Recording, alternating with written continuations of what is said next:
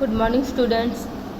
आज मैं आपको 9th क्लास में सामाजिक विज्ञान पार्ट 3 में नूतन प्रयाण की तरफ के विषय में बताऊंगा। उसमें मैं आपको नाजीवाद, सैन्यवाद, जर्मनवाद इन सब के विषय में बता चुकी हूँ। अब आगे वैश्विक महामंदी के विषय में बताऊंगी। वैश्विक महामंदी 1929 से लेकर 1932 तक यूरोप के अधिकांश भाग के राष्ट्रों के राष्ट्राध्यक्षों की ऐसी धारणा थी कि प्रथम विश्व युद्ध के अंत में विश्व की युद्धोत्तर समस्याओं का भी अंत आ जाएगा। यूरोप के अधिकांश भाग के जो राष्ट्राध्यक्ष थे उनका ऐसा मानना था कि विश्व युद्ध के अंत में विश्व की अनेक समस्याओं का हल हो जाएगा, परंतु यह धारणा गलत सिद्ध हुई। लेकिन उनका यह मानना गलत सिद्ध हुआ। एकाएक अमेरिका के वॉल स्ट्रीट शेयर बाजार में बहुत अधिक मात्रा में शेयर बेचे जाने से शेयरों की कीमत अत्यंत चिंताजनक रूप से घटने लगी। इसलिए विवेचकों ने उसे वॉल स्ट्रीट संकट के नाम से पहचाना था। 24 अक्टूबर 1929 इस संकट ने पूरे विश्व की आर्थिक स्थिति को डावाडोल कर डाला था। मतलब इस स्थिति ने पूरे विश्व को कैसा हिला के एकदम रख दिया था, जिससे वैश्विक महामंदी का सृजन हुआ। जिससे क्या है, महामंदी का जन्म हुआ यानी सृजन हुआ।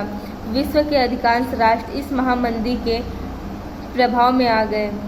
ग्रेट ब्रिटेन जैसी महासत्ता को भी अपने प्रचलित मुद्रा पाउंड के समक्ष आरक्षित रूप से रखे जाते स्वर्ण भंडार की नीति त्यागनी पड़ी।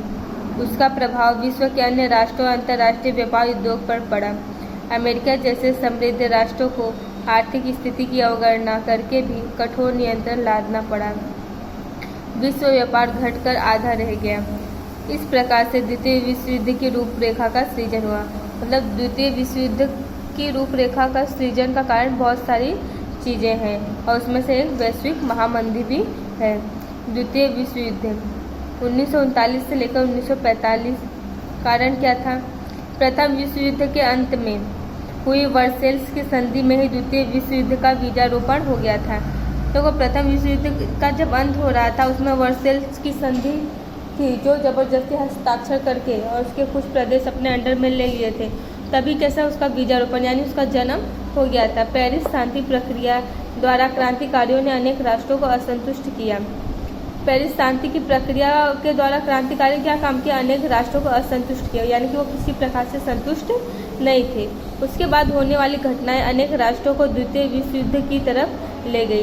देखो, जब राष्ट्र असंतुष्ट नहीं था तो धीरे धीरे एक राष्ट्र के दूसरे राष्ट्र के विरुद्ध अलग अलग घटनाएं घटित हो रही थी।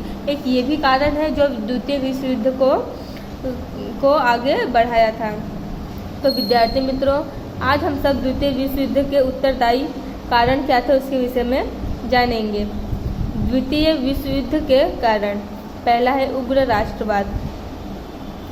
प्रथम विश्व युद्ध के पश्चात जर्मनी, जापान और इटली में उग्र राष्ट्रवाद का विकास हुआ। वर्सेल्स की संधि को जर्मनी और उसकी प्रजा कभी भी भूल न सकी। वर्सेल्स की संधि क्या जर्मनी के साथ की गई थी, तो वो उसकी प्रजा ये सब कभी भूल नहीं पाई। उसके अंदर वो आक्रोश की भावना जल ही रही थी।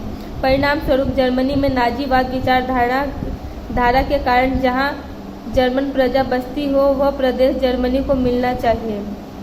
परिणाम स्वरूप क्या हुआ? नाजीवाद की विचारधारा उन लोगों ने अपनाई। उसमें यह था कि जहाँ की जर्मन प्रजा बस रही है वहाँ का प्रदेश जर्मन लोगों का को ही मिलना चाहिए। ऐसा कहकर ऑस्ट्रिया और चेकोस्लोवेकिया के कई प्रदेश हिटलर ने हड़प लिया था।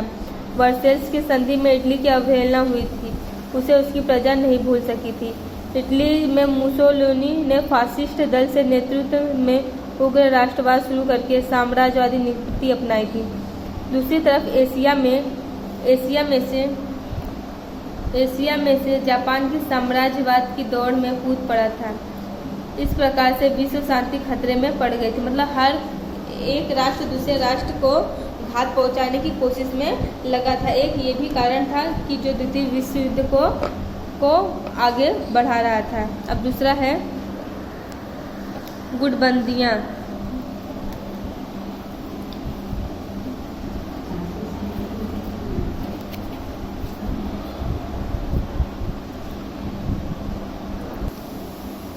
प्रथम विश्व युद्ध के बाद फ्रांस को हमेशा जर्मनी के भय उससे होने वाले बेल्जियम, पोलैंड, रोमानिया तथा चेकोस्लोवेकिया के साथ मैत्री समझौता किया।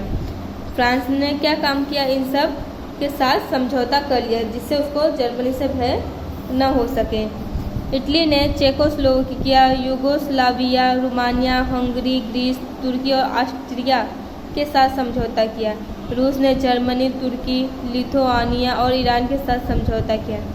इटली ने जर्मनी और जापान के सहयोग से रोम, बर्लिन, टोक्यो धुरी की रचना की और इंग्लैंड और फ्रांस ने लोकतंत्रात्मक मूल्यों वाला दूसरा गुट बनाया। जर्मनी ने रूस के साथ आक्रामक संधि की, इससे विश्व में भय का साम्राज्य खड़ा हो गया। इस परिबल ने विश्व युद्ध को गति दी। हर किसी के साथ एक दूसरे के साथ समझौता करके युद्ध की तरफ तेजी से अग्रसर हुआ। सैन्यवाद। प्रथम विश्व युद्ध के बाद शांति बनाए रखने के लिए प्रयास किए गए थे। उसके विपरीत यूरोप के राष्ट्र शस्त्रीकरण की प्रतिस्पर्धा कर रहे थे। यूरोप में हर एक राष्ट्र में एकमात्र शस्त्रों का उत्पादन बढ़ा। एक दूसरे से बढ़कर युद्ध शस्त्र बनाए गए। रूस, जर्मनी जैसे कई राष्ट्रों ने सेना में अनिवार्य प्रशिक्षण शुरू किया। हर एक राष्ट्र ने नौसेना, वायुसेना और स्थल सेना में वृद्धि की। पूर्व में जापान ने सैन्य शक्ति बढ़ाई। पूर्व में जापान ने क्या काम किया, अपने सैनिकों की संख्या में बढ़ोतरी की। अंत में इंग्लैंड और फ्रांस द्वारा भी अपने शस्त्र सामग्री में वृद्धि किए गए और द्वितीय विश्व युद्ध के नगाड़े बजने लगे। फ्रांस और इंग्लैंड ने क्या काम किया, अधिक से अधिक शस्त्र उन लोगों ने भी इकट्ठा कर लिए और द्वितीय विश्व युद्ध की घोषणा की गई।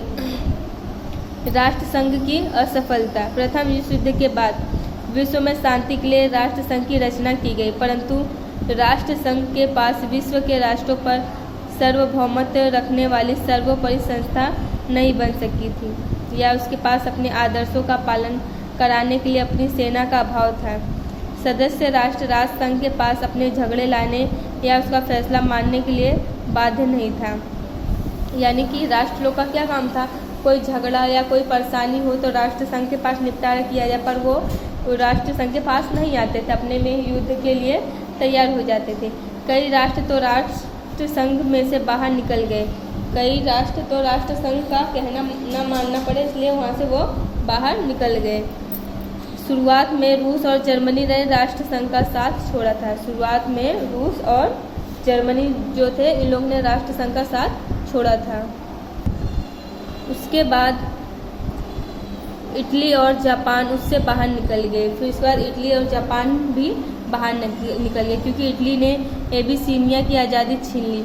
जापान ने मंचूरिया पर आक्रमण किया। जर्मनी ने चेकोस्लोवेकिया के कई प्रदेश हड़प लिए, फिर भी राष्ट्रसंघ उसे रोक न सका। अलग अलग राष्ट्रों की सत्ता लालसा अथवा सत्ता भक्ति राष्ट्रसंघ में बदलती गई। जितने भी ये लोग थे उनको कैसा सत्ता की लालसा थी, हर राष्ट्र और प्रदेश को एकत्र करते गए। राष्ट्रसंघ गुटबंदी नहीं रोक सका। राष्ट्रसंघ की यह सबसे बड़ी असफलता थी। पांचवा, वर्सेल्स की संधि।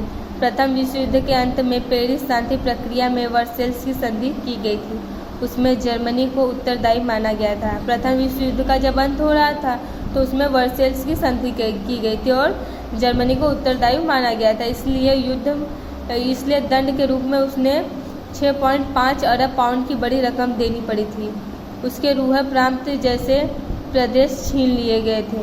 जर्मनी की राइन नदी अंतर्राष्ट्रीय जलमार्ग के लिए खोल दी गई। इस तरह अपमानजनक और अन्यायपूर्ण जर्मनी पर थोप दी गई। जर्मनी के तानाशाह एडोल्फ हिटलर ने वर्सेल्स की संधि को कागज का टुकड़ा कहकर अस्वीकार करने का आह्वान किया। उससे जर्मनी की प्रजा को युद्ध के लिए प्रोत्साहन मिला। दूसरी तरफ जापान को भी इस संधि से असंतोष था। इस प्रकार वर्सेल्स की संधि से किसी न किसी प्रकार के कई राष्ट्रों के साथ अन्याय हुआ था। इसलिए वर्सेल्स की संधि में ही द्वितीय विश्व युद्ध का बीजारोपण हुआ था। छठवां है एडोल्फ हिटलर की साम्राज्यवादी महत्वाकांक्षा। हिटलर द्वितीय विश्व युद्ध की नींव में था। वह उग्र राष्ट्रवादी और सैनिकवादी मानसिकता रखता था, इसलिए वह किसी भी मूल्य पर जर्मनी की एकता, स्थिरता और समृद्धि चाहता था। हिटलर के साम्राज्यवाद का पहला शिकार ऑस्ट्रिया बना। हिटलर ने जर्मन सेना से ऑस्ट्रिया में प्रवेश किया था। 12 मार्च 1938 में म्यूनिच सम्मेलन के बाद दूसरे ही दिन चेकोस्लोवाकिया पर अधिकार किया था। 1 अक्टूबर 1938 उसके बाद मार्च 1939 में लिथुआनिया के मेमेल बंदरगाह पर अधिकार किया था। मार्च 1939 ईस्वी सन इस तरह विशाल जर्मन राष्ट्र का उसने सृजन किया। हिटलर की साम्राज्यवादी नीति द्वितीय विश्व युद्ध के लिए उत्तरदायी बनी। प्रथम विश्व युद्ध के लिए किसको उत्तरदायी माना गया था? जर्मन को माना गया था। और द्वितीय विश्व युद्ध के लिए किसको उत्तरदायी माना गया? हिटलर की साम्राज्यवादी नीति को माना गया। अब 7वां, जर्मनी का पोलैंड पर आक्रमण तात्कालिक कारण। उपयुक्त सभी परिबलों ने समस्त विश्व को बारूद के बड़े ढेर पर लाकर बैठा दिया था। एक छोटी सी चिंगारी विश्व में भयानक विस्फोट पैदा कर सके ऐसी स्थिति थी, और यह चिंगारी लगाने का कार्य जर्मनी ने शांत पोलैंड पर आक्रमण करके किया। 1 सितंबर 1939 को प्रातःकाल उससे द्वितीय विश्व युद्ध का आरंभ हुआ। ब्रिटेन और फ्रांस ने जर्मनी को यह युद्ध तत्काल बंद करने की चेतावनी दी, परंतु जर्मनी ने उसकी उपेक्षा की, इसलिए ब्रिटेन और फ्रांस युद्ध में कूद पड़े। परिणाम स्वरूप समस्त विश्व में द्वितीय महायुद्ध ज्वालाएं फैली। मतलब हर कोई युद्ध के लिए तैयार था, रोकने पे भी रुका नहीं गया, इसलिए द्वितीय विश्व युद्ध को बढ़ावा मिल गया। धन्यवाद बच्चों। द्वितीय विश्व युद्ध की रूपरेखा के विषय में मैं कल आपको अगले वीडियो में समझाऊंगी। धन्यवाद।